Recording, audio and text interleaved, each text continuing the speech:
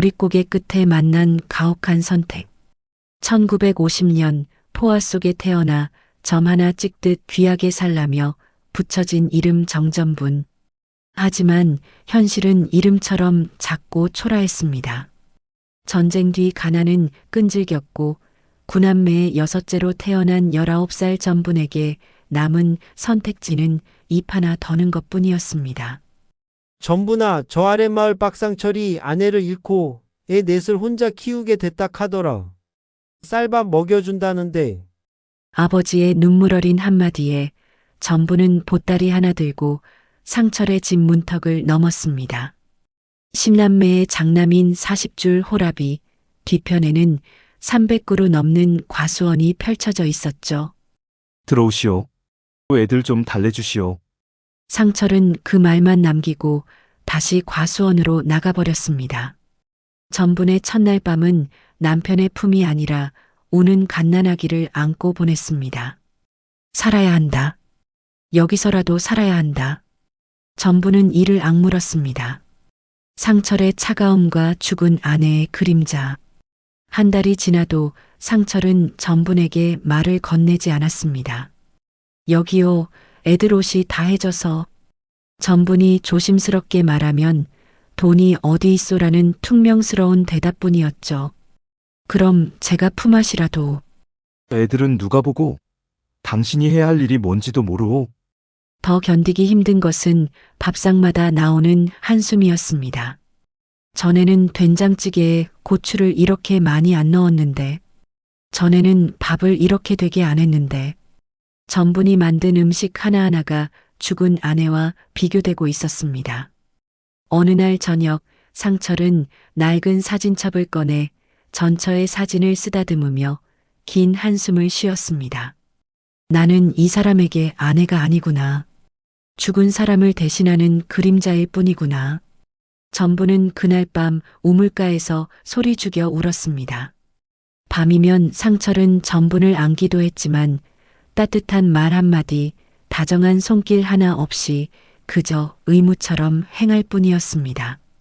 전부는 어둠 속에서 천장을 바라보며 생각했습니다. 이게 결혼인가? 이게 부부인가? 시어머니의 구박과 하녀 취급. 석 달째 되던 날 시어머니가 찾아왔습니다. 야, 그래 내가 새 며느리야? 참말로 정기도 하네. 우리 상철이가 20이나 어린 여자를 데려왔다 카이. 어서 오십시오, 어머님. 전부는 허리를 굽혀 인사했지만 시어머니는 전분을 지나쳐 아이들에게로 갔습니다. 그나 새엄마가 잘해주나? 밥은 제때 주나? 때리지는 않고? 할매한테 다 말해봐라. 전부는 가슴이 철렁했습니다. 아, 시어머니는 나를 계모로만 보는구나. 아이들을 학대하지는 않는지 감시하러 온 것이었습니다. 밥상을 차려나가자 시어머니가 상을 보더니 코웃음을 쳤습니다. 허 반찬이 이것뿐이야? 우리 전 며느리는 반찬을 7가지는 했는데. 젊은 것이 살림도 못하면 뭐 하러 시집 왔어? 너 친정에서 뭐 배웠어? 더 잘하겠습니다. 더 잘하긴. 너 나이가 몇인데 이것밖에 못해? 이 무나물 좀 봐라.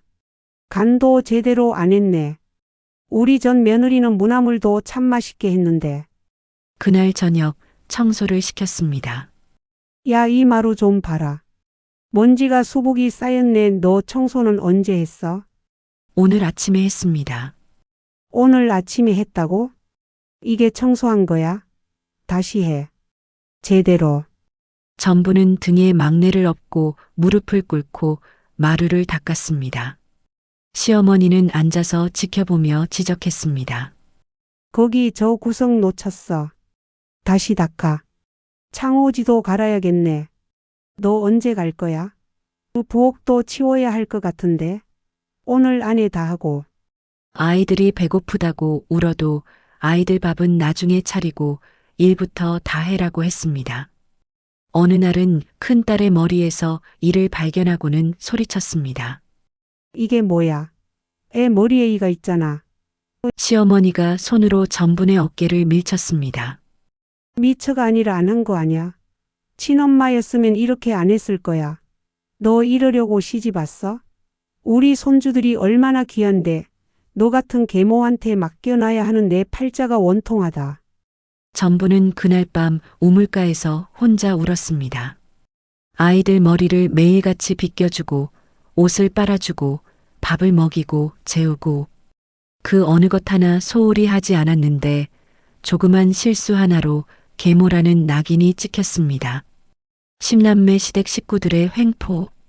상철이 십남매의 장남이라는 것은 전분에게 또 다른 지옥의 시작이었습니다. 시어머니뿐만 아니라 상철의 동생들까지 수시로 집에 들락거렸습니다. 가장 먼저 찾아온 건 둘째 동생 박상진이었습니다. 시집 온 지 한 달 만에 불쑥 나타나더니 대뜸 말했습니다. 형님, 나 돈 좀 꿔주소. 장사가 안 돼서 쌀이 떨어졌습니다. 결국 상철은 귀중한 쌀 한 가마를 동생에게 내주었습니다. 전부는 속이 타들어갔습니다. 그 쌀로 아이들 죽을 쓰고 밥을 지어야 하는데 하지만 전부는 아무 말도 할 수 없었습니다. 시집 온 지 얼마 안 된 며느리가 어찌 시댁 일에 입을 댈 수 있겠습니까? 며칠 후에는 여동생 박영숙이 찾아왔습니다. 아이 둘을 데리고 와서는 오빠, 우리 시집 일 좀 도와줘야 해서 애들 좀 맡아줄 수 있어. 사흘만. 전부는 자신의 네 아이에 더해 영숙의 아이 둘까지 돌봐야 했습니다. 6아이를 돌보는 것은 정말 고역이었습니다. 밥을 지으려면 쌀이 금방 동났고 빨래는 산더미처럼 쌓였으며 밤에는 6아이가 번갈아가며 울어댔습니다. 사흘이 지나도 영숙은 나타나지 않았습니다. 일주일이 지나서야 영숙이 나타났는데 미안하다는 말도 없이 수고했어요, 새언니. 그 말만 남기고 아이들만 데려갔습니다. 그 다음에는 셋째 동생 박상수가 찾아왔습니다. 농사를 짓다가 소를 잃었다며 돈을 빌려달라고 했습니다. 상철은 과수원에서 번 돈을 내줬습니다.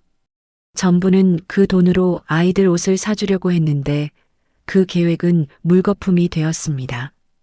넷째 동생 박상덕은 빚쟁이에게 쫓기고 있다며 일주일간 숨어 지내게 해달라고 했습니다. 좁은 집에 식구가 또 늘었습니다. 전부는 상덕의 밥까지 차려야 했고 빨래도 해줘야 했습니다. 다섯째 여동생 박순이는 친정 나들이를 왔다며 보름씩 머물렀습니다. 시댁에서 구박받았다며 눈물을 흘리면서도 정작 전분에게는 새언니 밥 주세요. 새언니 이불 좀 갈아주세요. 하며 하녀처럼 부렸습니다. 명절이 되면 상황은 더욱 심각해졌습니다. 상철의 9명 동생들이 모두 모여들었습니다. 시어머니는 당연하다는 듯이 전분에게 명령했습니다. 야, 너 음식 준비해야지. 식구가 20명도 넘는다. 제사 음식도 차려야 하고 어서 나와서 일 시작해. 전부는 새벽 2시부터 일어나 음식을 준비했습니다. 전을 부치고 나물을 무치고 국을 끓이고 밥을 지었습니다. 손은 기름에 대고 발은 붓고 허리는 끊어질 것 같았지만 쉴 수가 없었습니다. 시댁 식구들이 모이면 시어머니는 전분을 하녀처럼 부렸습니다. 야, 물 좀 떠와. 야, 숟가락 더 가져와. 야, 국간이 싱거워. 다시 해. 야, 애들 좀 조용히 시켜. 어른들 말하는데 시끄럽잖아. 전부는 밥 한 끼 제대로 먹지 못한 채 하루 종일 주방과 안방을 오가며 시중을 들어야 했습니다. 시댁 식구들은 전분이 차린 음식을 먹으며 수군거렸습니다. 전 형수님 음식이 더 맛있었는데. 맞아, 이번 명절 음식은 좀 별로네.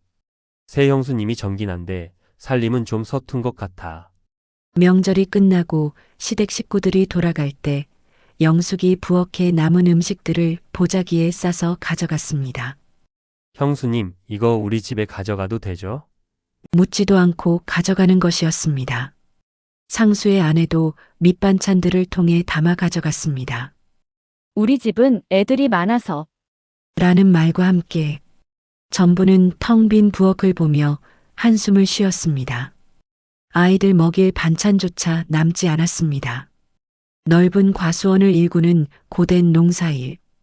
6달이 지날 무렵 상철이 전분을 과수원으로 불렀습니다.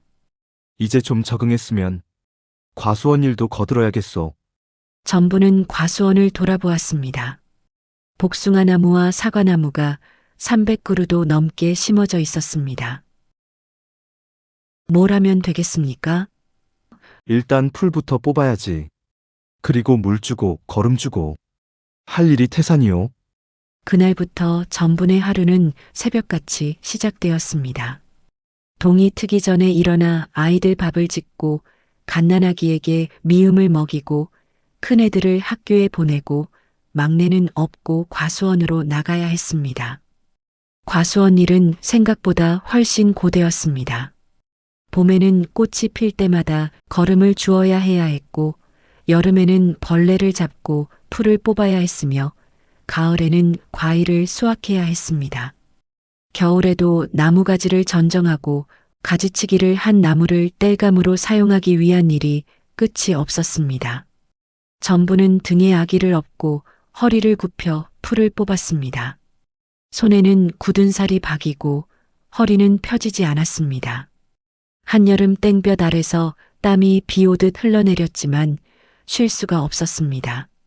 저기 좀 쉬었다 할까요? 전분이 조심스럽게 말했습니다. 할 일이 태산인데 무슨 쉬어. 나무가 300그루가 넘는데 언제 다 하려고.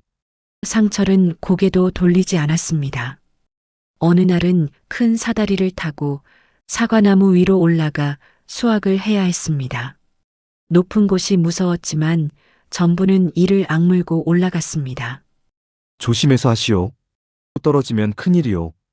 전부는 속으로 씁쓸하게 웃었습니다. 내가 다칠까봐 걱정하는 게 아니라 일할 사람이 없어질까봐 걱정하는 거겠지. 어느 날 과수원 일을 하던 중에 시어머니가 불쑥 나타났습니다. 야, 너 지금 뭐 하는 거야? 나무에 거름을 주고 있습니다. 걸음은 그렇게 주는 게 아니야. 나무 뿌리 주변에 골고루 펴야지. 너 이것도 못해? 시어머니가 호미를 낚아채며 직접 시범을 보였습니다. 봐라, 이렇게 하는 거야. 우리 전 며느리는 농사일도 잘했는데. 가을 수확철이 되자 일은 더욱 고되어졌습니다. 수백 상자의 과일을 따서 골라내고 포장하고 시장에 내다 팔아야 했습니다. 전부는 밤늦게까지 과일을 닦고 포장하며 손이 부르트도록 일했습니다. 수확이 끝나면 시댁 식구들이 몰려왔습니다. 형님 사과 좀 주소. 우리 집 애들 먹일 거. 오빠, 복숭아 한 박스만 줘. 우리 시집 식구들 줄 거야. 상철은 동생들이 요구하는 대로 과일을 내줬습니다. 전분이 땀 흘려 수확한 과일들이 그렇게 시댁 식구들에게 나눠졌습니다. 올해 농사는 그런대로 괜찮았어. 당신이 일을 잘해서 그래. 상철이 처음으로 전분에게 말을 건넸습니다. 시집 온 지 1년 만에 처음 듣는 칭찬이었습니다. 전분은 눈물이 핑 돌았지만 눈물을 보이지 않고 고개를 숙이며 대답했습니다.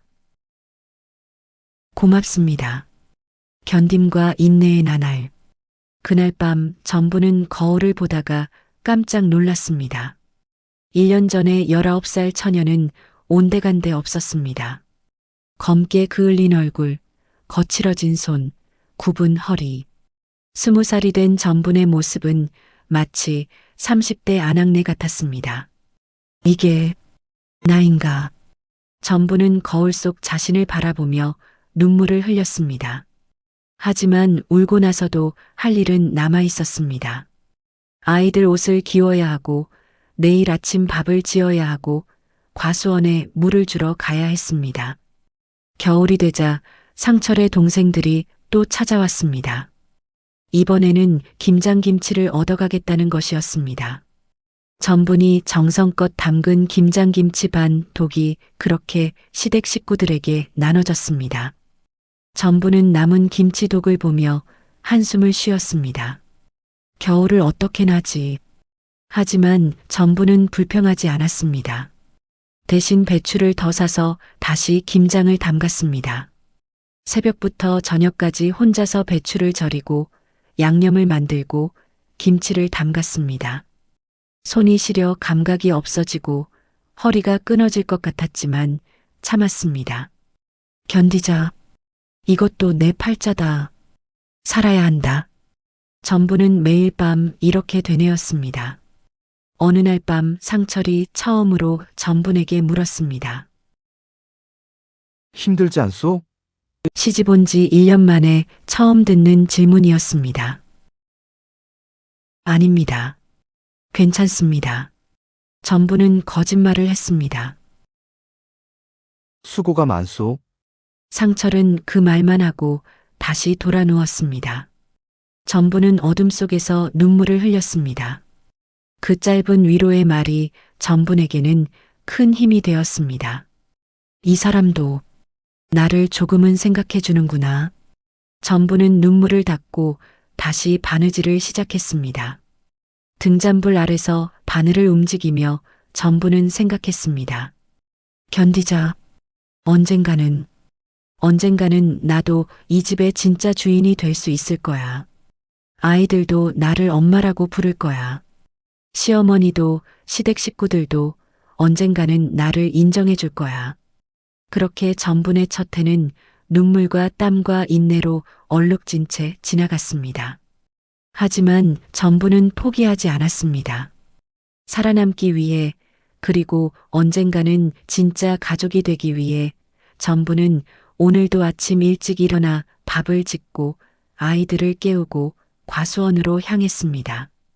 눈물이 나도 참았고 서러워도 웃었으며 힘들어도 쉬지 않았습니다. 그것이 정전분이 선택한 삶이었고 전부는 그 선택을 후회하지 않기로 다짐했습니다. 1장 끝. 청취자님 6장까지 계속됩니다. 구독과 좋아요 해주시면 계속 함께 할 수 있습니다.